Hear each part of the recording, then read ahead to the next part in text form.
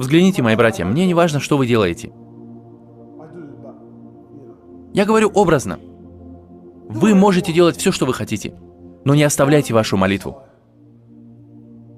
Вы можете это сделать? Просто не оставляйте свою молитву. Не будьте притеснителями, не нарушайте право Аллаха Всемогущего на вас. И взгляните, как работает шайтан. Сколько из нас слышали такое? Брат, как ты хочешь, чтобы я молился? У меня же есть девушка. Брат, как ты хочешь, чтобы я молился, когда я хожу в клуб и пью спиртное? Видите? Видите, как работает шайтан? Братья, объясните мне кое-что. Я пью спиртное, это запретно или нет? Да. Это один минус.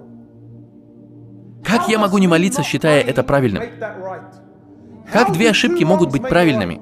Вы пьете спиртное, это